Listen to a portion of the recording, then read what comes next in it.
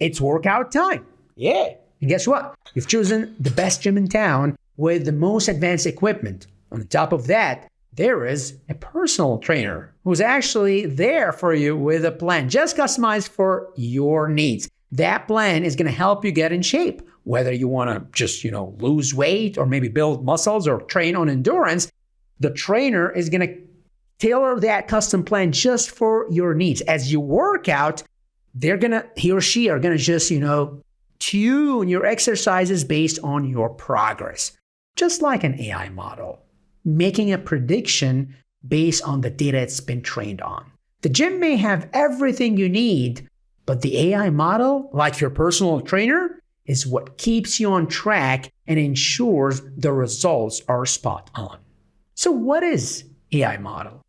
An AI model is a mathematical framework for any AI system that is trained to perform a specific task by recognizing patterns in data. I want you to think about it this way. AI versus AI model is like the concept versus the tool. The AI itself is your concept, and the tool to perform that concept is your AI model.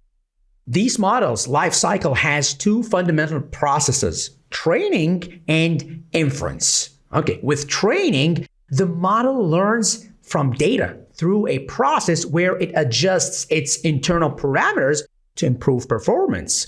Once the model is trained, it can perform inference, where it takes new, unseen data and makes predictions based on what it learned. Let's just take an example of, maybe AI neural network, which is trained to recognize faces in photos, or a language model like GPT that generates human-like text. We have 4 different kinds of learning models. It's based on how they learn. We have the supervised learning model, the unsupervised reinforcement, and self-supervised learning model. First, let's start with supervised learning model.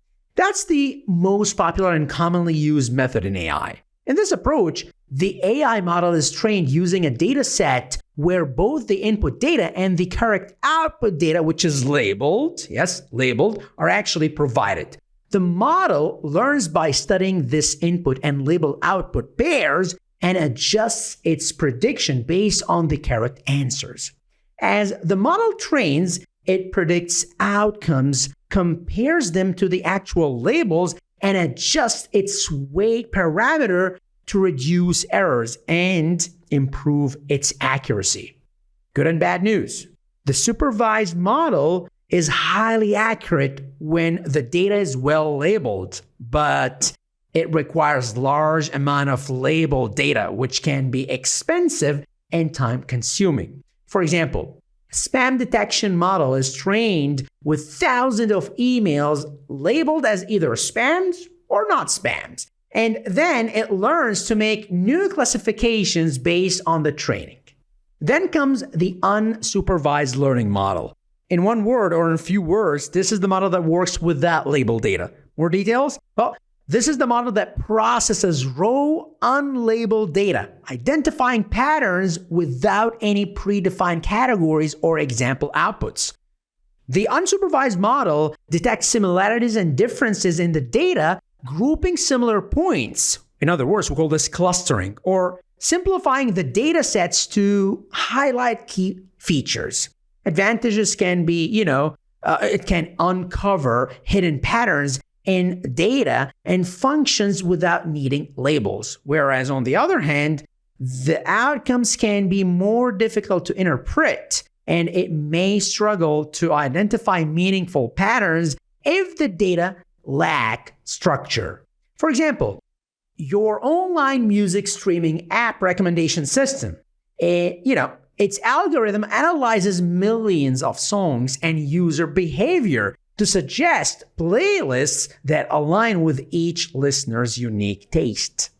Then comes the third one, which is actually my favorite. It's the reinforcement learning. And why is it my favorite? Because this model actually works like human beings. It works based on trial and error. It learns based on trial and error. So it learns from its mistakes, basically. This model is referred to as an agent. The agent takes actions within an environment and observes the results, positives or negatives.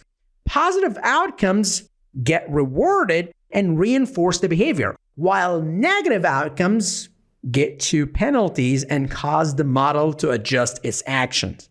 In dynamic environments, this learning model can be the best where adaptation and action optimization are key. However, if the scenarios get really complex, this model could take a while to get trained. A self-driving car, for example, refines its driving skills by learning from interactions with its environment, making better driving and navigation decisions. Then comes the fourth and final one, self-supervised learning model, which is actually funny. Why? It uses common sense. Okay, but this language model actually combines the supervised and the unsupervised learning models together. It was introduced to leverage unlabeled data while building on the success of the supervised learning. Creating high-quality labeled data sets is actually very expensive. So, the goal of self-supervised learning is to capitalize on the vast amount of unlabeled data, while the core idea is to generate labels from the data by yourself, Mr. Self-Supervised Learning, and then train yourself in a supervised fashion using this labeled data that you created yourself that was originally unlabeled. While it doesn't need labeled data, the training process is still very expensive when it comes to the hardware that is involved, and it requires sophisticated architecture. GPT language models, for example, they can predict missing words in sentences, enabling them to understand language patterns. Wait a second. You said something like language model? What's a language model? I now understand that we have different models, different AI models, but what is a language model?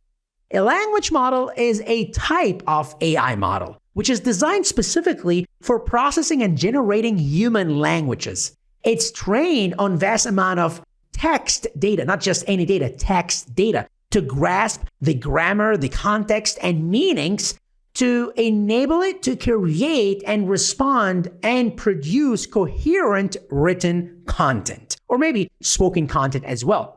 Language models are crucial in the AI world. Why? Because humans communicate in different languages. Most people will interact with advanced AI systems through their native language. Users give prompts to the model, instructing it to perform tasks. As a result, a language model can process the input and generate responses in both text and spoken format.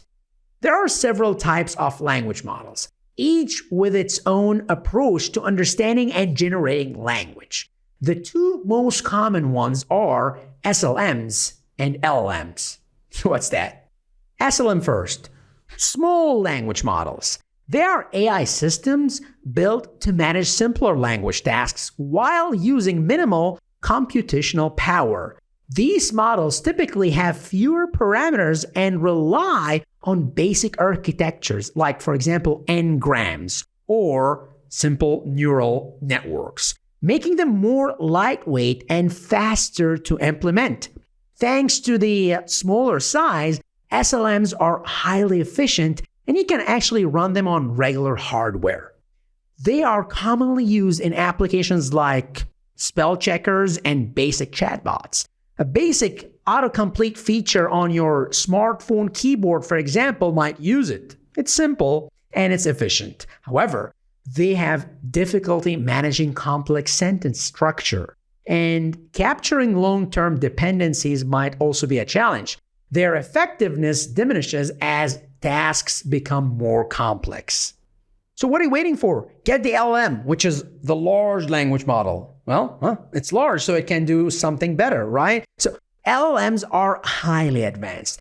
They contain billions of parameters where they actually can use something which is called transformer architecture to understand context deeply, allowing them to perform complex tasks like creative writing and summarization and translation. They can play a key role in research areas like healthcare, where natural language understanding is vital.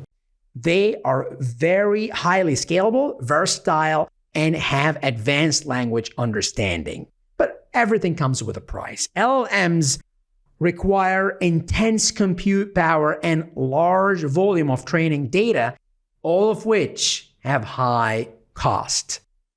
Summary time. An AI model is a mathematical framework for any AI system that is trained to perform a specific task by recognizing patterns in data. AI versus AI model is like a concept versus a tool. Supervised learning, first of all, are trained on labeled data, and can predict outcomes and improve through error correction, whereas unsupervised learning works without labeled data, detecting patterns or clusters. Reinforcement learning, on the other hand, learns by trial and error, receiving rewards for correct actions. And self-supervised learning combines supervised and unsupervised learning by generating labels from unlabeled data. Whereas language models are specialized AI models for language tasks. SLM handles simple tasks, while LLMs manage complex tasks like writing and translation. I hope that you enjoyed this video. Thanks for watching.